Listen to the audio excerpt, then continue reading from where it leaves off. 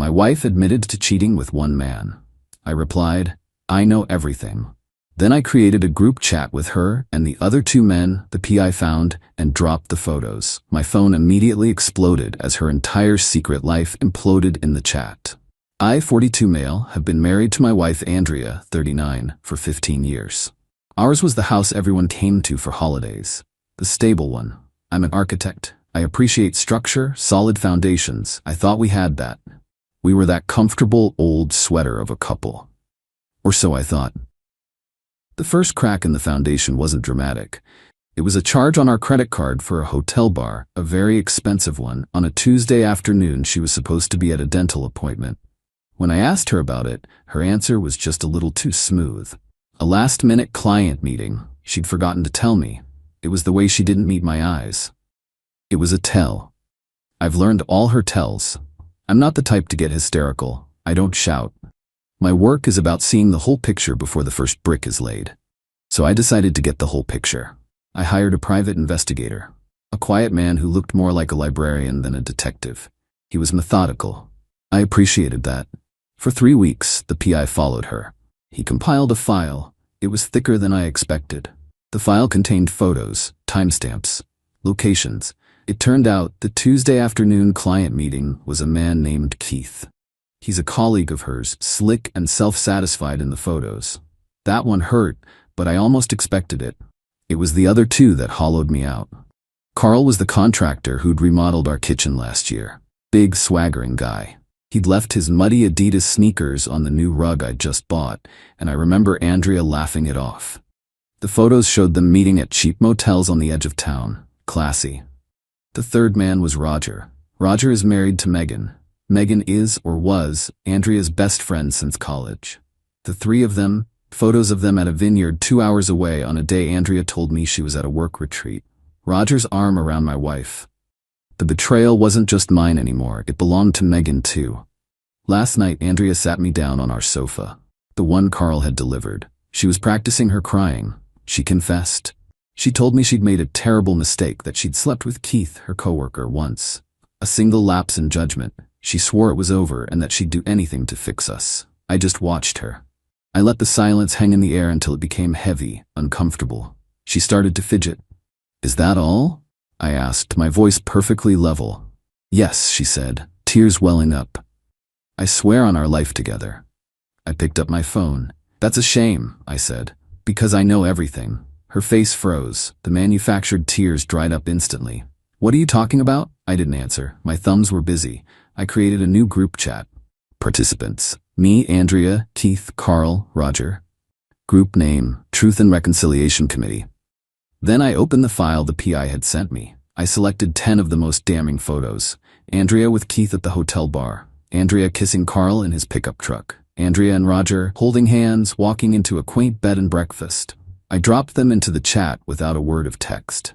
And then I turned my phone over on the coffee table. For a full second there was silence. Then it began. A low buzz. Then another, and another. The phone began to vibrate so violently it skittered across the wood finish. It sounded like a nest of angry hornets. Andrea stared at the vibrating black rectangle. All the color had drained from her face. She looked from the phone to me, her mouth opening and closing silently. The strategist was gone. The victim was gone. All that was left was the raw, panicked animal who had just walked into a trap it never saw coming. The buzzing didn't stop. It just got angrier. Update 1. It's been a little over 24 hours. I'm not in the house. I'm in a sterile, temporary corporate apartment I secured last week. It smells like paint and cheap air freshener, but it's quiet. The phone. God, the phone. After I dropped the photos, I let it vibrate on the table for about 30 seconds. It felt like an eternity. Andrea was paralyzed. Finally, she lunged for it, but I was faster. I picked it up. The screen was a waterfall of notifications. Carl, who the hell is this? Andrea, what is this? Keith, this is not what it looks like. This is a misunderstanding. Is that my truck? Who took that picture? I think we should talk about this privately. Who the hell are Keith and Roger? Roger, predictably, was silent. The most terrified one. Andrea tried to grab the phone from my hand, her voice a low hiss. Give it to me, Jeremy. Give it to me right now. No, I said calmly. I held up the phone so she could see the screen as a new message from Carl popped up. Andrea, answer your damn phone. Who are these other guys? I looked at her. You swore on our life together, Andrea. Which one? The one with Keith, or the one with Carl, or the one with Roger? She sank onto the rug, the one he'd dirtied. All the fight went out of her. She just whispered, How? The private investigator, I said. He sends his regards. I walked upstairs, my pre-packed suitcase waiting in the closet. As I came down, she was on her own phone, frantically typing. I heard her half-sobbing, half-furious voice. It's Jeremy. He knows. I don't know how he knows. I paused at the door. I've already spoken to my lawyer, Andrea. She'll be in touch. She advises you not to remove anything from the house. It's my premarital property, and thankfully, I've always been meticulous about keeping my inherited assets separate. That foundation is mine, and I can prove it. I left her there, sitting in the middle of the chaos she had built. The rest of the night was a blur of logistics. I forwarded the PI's file to my lawyer. I systematically went through every account, every password, Netflix, Amazon, Spotify. She always loved my premium account, complaining whenever an ad played on her free version. No more ad-free listening. A petty detail, I know, but it felt like taking back a small piece of my life. This morning, the real fun started. Andrea, it seems, has chosen her side. She and Carl are now presenting a united front. I received a string of texts from a number I didn't recognize. It was Carl. A lot of virtual chest pounding, threats about what he'd do if he saw me. He called me a coward for hiding behind a screen. This from a man who was sleeping with a client in cheap motels. Then came the email from Andrea. It was a masterpiece of narcissistic rage. She accused me of destroying her life, of humiliating her for no reason. She said I was being incredibly cruel and disproportionate. She demanded I delete the group chat and issue an apology to everyone for violating their privacy. She ended it with, After all we've been through, I can't believe you would throw it all away over a few small mistakes. A few small mistakes. 3 men. Years of lies. A notification from my bank popped up an hour ago. A $5,000 transfer from our joint savings to her personal account. My lawyer was prepared for that.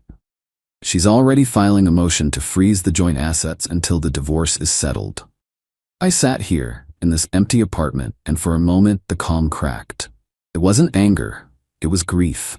I mourned the woman I thought I married. I mourned the 15 years of holidays and inside jokes that now feel like a beautifully constructed lie. I let myself feel it, the full weight of it. Then I took a deep breath, opened my laptop, and sent a copy of the PI's file to Megan, Roger's wife. I simply wrote, Megan, I am so sorry. You deserve to know the truth. Jeremy, the ball is in their court now. All I did was open the doors. They're the ones who have to walk through them. Update 2. It's been 3 weeks. The initial explosion has settled into a grinding war of attrition, which is exactly where my methodical nature has the advantage. The antagonists, as I've come to think of them, are not strategists. They're emotional, entitled, and sloppy. The Andrea front. Andrea is furious that the money has been locked down. Her email was followed by a call from her brand new, very aggressive lawyer. Lots of bluster about my emotional distress tactics and her client's claim to the marital home. My lawyer, a calm and collected woman named Anne, simply stated that all evidence of infidelity would be presented in discovery and that she had just filed a motion for my exclusive use and possession of the home. Given that it was my separate property and Andrea's ongoing actions had made cohabitation impossible, Andrea then tried a different tactic, love-bombing texts. I miss you. Can we please just talk? Don't let them ruin what we had. Them. As if Keith, Carl, and Roger were forces of nature that just happened to her. The house situation is the main point of contention. She refuses to leave, claiming she has rights. The motion for exclusive use will take time to work its way through the courts, but the gears are turning. In her mind, she is the victim being thrown out onto the street. In reality, she's a 39-year-old woman being asked to leave a home that doesn't belong to her after systematically betraying its owner. The Carl front. This is where things get interesting. A few days after the big reveal, I was going through old receipts for our kitchen renovation. Then I remembered my watch, a vintage Omega my father left me. It went missing during the final week of the renovation. Andrea had helped me look for it everywhere. I filed a police report for theft. I listed Carl as the only person with unsupervised access to the house during that period. It's a long shot, but it creates a paper trail. The more concrete action was regarding his invoice. I've now had Anne send Carl a formal demand letter. We are suing him in small claims court for billing fraud to the tune of $4,200. The PI file with photos of him and Andrea meeting during hours he billed me for is Exhibit A. It's not just an accusation, it's documented, time-stamped proof that he was stealing time and money from me while sleeping with my wife. The case is filed. He's been served. The Keith and Roger fronts. Keith has gone completely silent. A friend at Andrea's company told me he's been keeping his head down. He's trying to save his job. He was a symptom, not the disease. Roger, however, is a different story. The email I sent to his wife, Megan, had the intended effect. Megan called me. It was a heartbreaking conversation. She had her own suspicions for months, but my email was the undeniable proof. She confronted Roger, who, like Andrea, tried to minimize it. But the photos didn't lie. This is where the social consequences have been brutal. Megan is a pillar of their community. She quietly told a few close friends what happened. The news spread. Roger and Andrea are now pariahs. Roger, I've heard, has temporarily moved out. Megan has hired the most ruthless divorce attorney in the city. The antagonists are turning on each other. Megan told me that Roger admitted Andrea pursued him relentlessly. Andrea, in a text to a mutual friend, who immediately forwarded it to me, is now calling Carl a broke, aggressive loser. They aren't a team. They were a collection of selfish appetites, and now that the meal is over, they're just fighting over the scraps. I had a moment of weakness last week. I saw an old photo of Andrea and me on a trip to the coast. The grief hit me again, sharp and sudden. I allowed myself 10 minutes to feel that loss. Then I closed the album and reviewed the motion Anne had filed. The pain is the fuel, but the plan is the vehicle, and it's running perfectly. Final update. It's been 6 months. The divorce was finalized last Tuesday. The ink is dry. The bridge isn't just burned, the foundations have been dug up and salted. The final picture is one of natural consequences. I never orchestrated some grand master plan. I just gave their secrets a little push into the light and let gravity do the rest. The court granted my motion for exclusive use of the home 2 months ago. The look on her face when her lawyer explained she had 30 days to vacate was something I won't soon forget. Her lawyer had tried to argue for a stake in the house's value, but Anne systematically proved that every major expense was paid from my inheritance accounts, defeating the commingling claim. The financial settlement was just as clean. During discovery, we subpoenaed her credit card records. It turns out she had a supplementary card on one of my old personal accounts that she'd told me was lost years ago.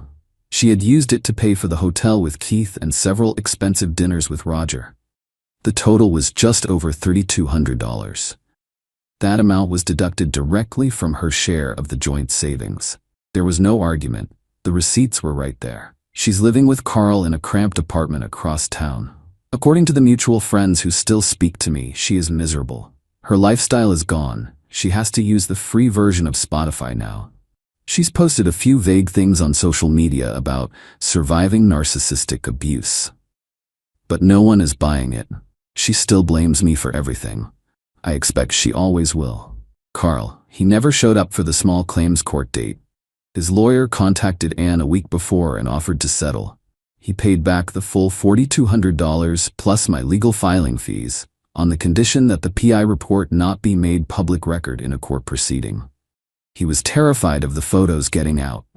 The theft investigation for the watch went nowhere, as expected, but the stress of the process and the hit to his wallet was punishment enough. His business is suffering. Word gets around. He was the smartest. He reached out via his lawyer, offering a formal apology. It was designed to prevent me from taking any further action. I sent a simple reply, apology accepted. I trust this will not be an issue in a professional setting moving forward. He got the message. He keeps his job, but his reputation is mud. A quiet, professional purgatory. Roger and Megan, their divorce was finalized a month before mine. It was catastrophic for him. Megan, armed with the truth, was unyielding. Roger lost his reputation, a significant portion of his assets, and his family. Megan and I have spoken a few times. We are trauma bonded, two survivors of the same shipwreck. We talk about lawyers and therapists and the strange, quiet process of rebuilding. Me, I'm still in the corporate apartment. I sold the house. It was beautiful, but it was haunted. I'm designing a new, smaller place for myself, something with clean lines, a lot of light, and a very, very solid foundation. The anger is gone. The grief has faded to a dull ache. I don't feel victorious. I just feel quiet, free. My life is orderly again. My revenge wasn't a fiery explosion. It was a demolition, a careful, methodical dismantling of a rotten structure. I found the load-bearing lies, planted the charges, and pushed the button. Then I walked away and let it collapse under the weight of its own corruption. And now I can finally start building again.